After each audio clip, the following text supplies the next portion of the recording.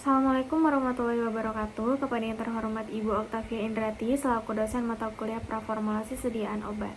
Pada kesempatan kali ini, kelompok kami akan mempresentasikan mengenai stabilitas dan dekomposisi obat.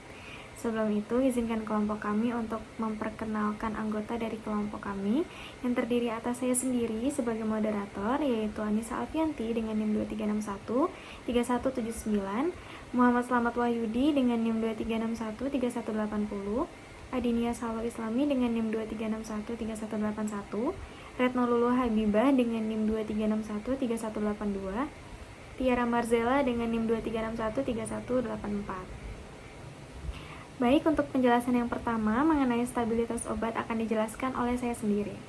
Stabilitas obat, menurut buku Martin's Physical Pharmacy and Pharmaceutical Science, stabilitas obat merujuk pada kemampuan suatu produk farmasi untuk mempertahankan sifat fisik, kimia, mikrobiologi, terapeutik, dan toksikologinya selama periode tertentu, sesuai dengan kondisi penyimpanan yang telah ditentukan. Pentingnya stabilitas obat itu mencakup beberapa hal. Yang pertama yaitu keamanan dan efektivitas produk sehingga masa kadaluarsa. Kemudian konsistensi dosis yang diberikan kepada pasien. Lalu kepatuhan terhadap regulasi farmasi serta pencegahan resiko dari pembentukan produk degradasi beracun. Baik, selanjutnya ada jenis stabilitas obat. Yang pertama ada stabilitas kimia. Stabilitas kimia adalah kemampuan obat untuk mempertahankan integritas kimianya tanpa mengalami degradasi atau pembentukan produk samping yang dapat mempengaruhi efektivitas atau keamanan obat. Contoh degradasinya ada hidrolisis, oksidasi, atau fotolisis. Yang kedua ada stabilitas fisik. Stabilitas fisik ini menyangkut perubahan sifat fisik seperti perubahan bentuk sediaan, misalnya tablet menjadi rapuh, emulsi menjadi memisah, atau larutan menjadi keruh. Stabilitas fisik mempengaruhi penampilan, rasa, dan homogenitas produk. Yang ketiga ada stabilitas mikrobiologi. Stabilitas mikrobiologi adalah kemampuan obat untuk tetap bebas dari kontaminasi mikroorganisme selama masa simpannya. Stabilitas ini sangat penting untuk sediaan steril seperti injeksi atau tetes mata. Selanjutnya ada stabilitas terapeutik. Stabilitas terapeutik adalah kemampuan produk untuk memberikan efek terapeutik yang diharapkan sepanjang umur simpannya. Degradasi kimia dapat menurunkan potensi obat. Lalu yang terakhir ada stabilitas toksikologi. Stabilitas toksikologi mengacu pada tidak adanya peningkatan toksisitas selama penyimpanan, misalnya pembentukan produk samping yang berbahaya akibat degradasi. Faktor yang mempengaruhi stabilitas obat. Yang pertama ada suhu. Peningkatan suhu dapat mempercepat reaksi kimia, termasuk degradasi obat. Sesuai dengan hukum Arrhenius, stabilitas obat perlu diuji pada berbagai suhu untuk menentukan umur simpannya. Yang kedua ada pH. Stabilitas obat dapat dipengaruhi oleh pH lingkungan. Reaksi hidrolisis atau dekomposisi sering terjadi dalam lingkungan asam atau basa. Penentuan pH optimal penting untuk formulasi. Yang ketiga ada cahaya. Banyak obat rentan terhadap degradasi fotokimia yang disebabkan oleh paparan cahaya, terutama cahaya ultraviolet. Oleh karena itu, penyimpanan dalam wadah buram atau penggunaan stabilizer sering diperlukan. Yang keempat ada kelembapan. Obat-obatan dalam bentuk padat dapat menyerap air dari lingkungan yang dapat memicu reaksi degradasi seperti hidrolisis. 5. Katalisator logam. Ion logam seperti Fe3+ atau Cu2+ dapat mempercepat degradasi melalui reaksi oksidasi. Penambahan agents pengkelat atau cladding agent sering digunakan untuk mencegah hal ini. Yang keenam, interaksi dengan ekspisien. Komponen tambahan dalam formulasi obat seperti pengisi atau pengawet dapat mempengaruhi stabilitas kimia dan fisik obat. Yang ketujuh, jenis kemasan. Kemasan yang tidak sesuai seperti wadah yang permeabel terhadap uap air atau oksigen dapat mempengaruhi stabilitas obat. Selanjutnya yaitu reaksi kerusakan atau degradasi obat. Yang pertama yaitu hidrolisis. Hidrolisis merupakan proses pemecahan struktur kimia akibat adanya air. Hidrolisis ini cukup sering terjadi pada zat aktif maupun eksipien karena ketidakstabilan zat tersebut pada saat terkena air. Obat-obat yang memiliki gugus fungsi seperti ester, amida, lakton rentan mengalami degradasi akibat hidrolisis. Hidrolisis sering terjadi pada sediaan farmasi karena banyak zat aktif yang memiliki gugus fungsi tersebut dan tidak kuat terhadap air. Contoh reaksinya yaitu reaksi kimia hidrolisis aspirin atau asam asetil salisilat melibatkan pemutusan ikatan ester oleh molekul air.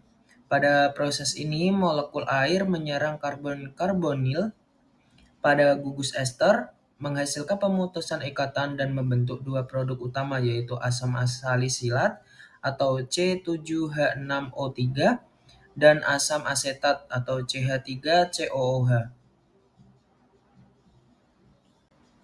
Reaksi kerusakan atau degradasi obat yang selanjutnya yaitu oksidasi. Oksidasi sendiri merupakan proses degradasi obat yang berhubungan dengan mekanisme transfer elektron, di mana akan membentuk anion dan kation yang reaktif. Gugus-gugus seperti sulfida, amina, dan fenol rentan mengalami transfer elektron oksidasi yang akan menjadi sulfones, sulfoxide, N-oksidase, dan hidroksilamin. Reaksi oksidasi juga dapat dipercepat dengan adanya ion logam berat, oksigen, dan cahaya yang menyebabkan terbentuknya radikal bebas. Contoh reaksinya yaitu reaksi vitamin C mengalami oksidasi di mana dua atom hidrogen dilepaskan membentuk asam dehidroaskorbat sebagai produk utama. Reaksi ini sering terjadi di hadapan oksigen atau katalis seperti ion logam dan dipercepat oleh paparan cahaya, panas, atau pH basah.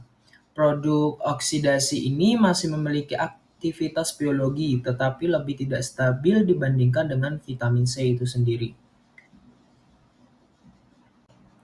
Reaksi kerusakan atau degradasi obat yang selanjutnya yaitu isomerisasi. Isomerisasi merupakan perubahan struktur molekul dari satu isomer ke isomer lain. Proses ini dapat mengurangi potensi obat karena hanya salah satu isomer yang biasanya aktif secara farmakologi. Isomerisasi biasanya terjadi pada gugus aktif tertentu seperti ikatan rangkap atau pusat stereokimia, dipengaruhi oleh lingkungan pH, suhu, atau pelarut yang digunakan. Contoh reaksinya yaitu adrenalin atau epinefrin melibatkan perubahan konfigurasi molekul dari bentuk aktif levo ke bentuk kurang aktif atau dextro. Proses ini terjadi karena rotasi atau pergeseran atom karbon asimetris di pusat kiral molekul. Reaksi ini menyebabkan perubahan orientasi spasial yang mempengaruhi interaksi molekul dengan reseptor biologis dan menurunkan potensi farmakologinya. Reaksi kerusakan atau degradasi obat.